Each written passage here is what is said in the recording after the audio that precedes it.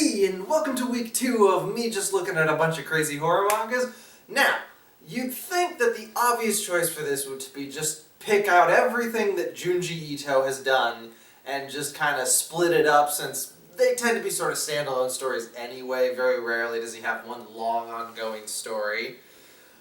But I find that he's not my thing. I don't hate Junji Ito, but I don't love him because he's got really great ideas, he's got really creepy artwork, but he's got really weak characters.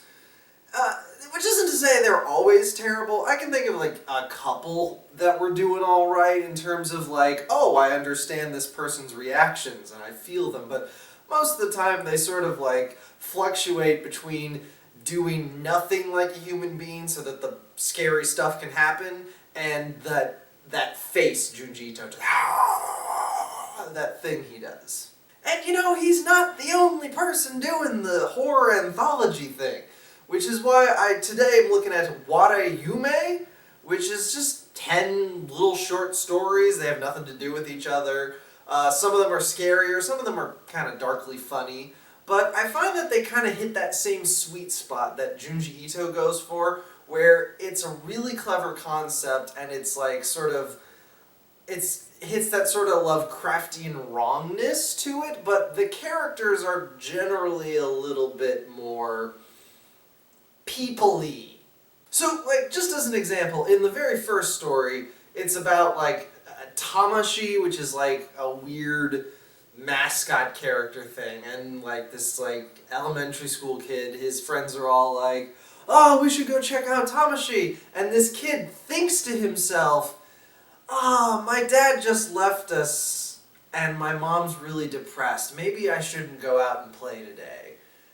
And I'm like, whoa, really socially aware kid here, like that, I mean, it doesn't feel like something a kid would say either, but it's really character revealing, isn't it? Like, yeah, it doesn't feel like a real person, but it feels like a drawn character. This is a very forced to grow up and be mindful of adults kid. And when he gets home, his mom has OD'd on sleeping pills. That's fun. And that story, I'm going to spoil it entirely. It takes a turn I was not expecting. So he gets to his grandma's place and he checks out his dad's old room, and it's filled with Tamashi merchandise. And there's like a map with an X on it, so the kid goes there, sees a Tamashi mascot character get out of a taxi, follows it, and is like, you're my daddy, aren't you? Why did you leave us? Turns out it's not his daddy. Turns out it's a flesh-eating monster that his dad shows up and murders with a golf club. And then it screams a terrifying scream, and an army of Tamashi monsters show up. And his dad pulls out a frickin' grenade and is like, I'm gonna show you how to defeat these monsters, son. And it ends with a news report of like a massacre that a father and son duo were seen fleeing. That's wacky, and I love it! It actually really gave me vibes of I Am Legend, not the movie, more the original movie and the original story, where, with specifically the map with the X on it, was really evocative of this guy whose whole thing is traveling around finding monsters and marking them off on his map with an X. I don't know if that was a reference or just a convenient plot turn, but you know, it put me in mind of that, and it's just wild that he pulls out a grenade and is like, son, we're going to kill monsters. And his son is like, okay, daddy, it's so good to see you. Now that one's not particularly Junji Ito in style, but the second story is really Junji Ito. Okay, I don't like to act like Junji Ito is like the end-all be-all of Japanese horror. He's just really well known, but like, it's the cultural reference point most of you are going to be aware of, so I'm going to stick with that.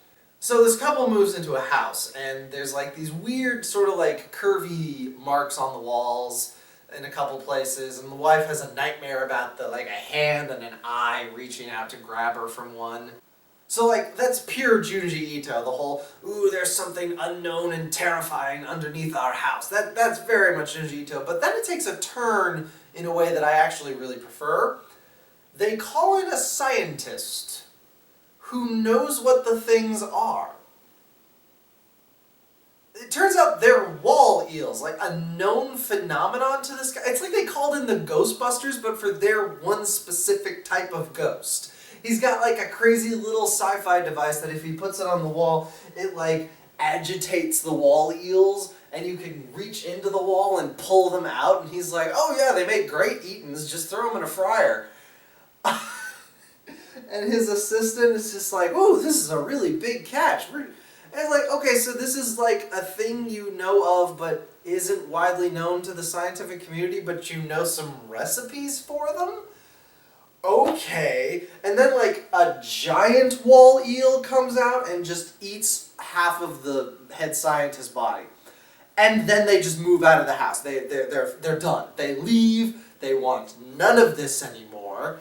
And it ends with like, oh, a couple of years later they announce that wall eels are a thing to the scientific community. And it's like, that little turn there with the scientist was really interesting because it didn't remove necessarily the feeling of wrongness, of the bizarre weirdness of the thing in the wall, but it also like solidified it and made it like a thing. Like it wasn't this unknown malevolent force anymore, but it was still all wrong. It just shifted from horror wrong to kind of dark comedy wrong.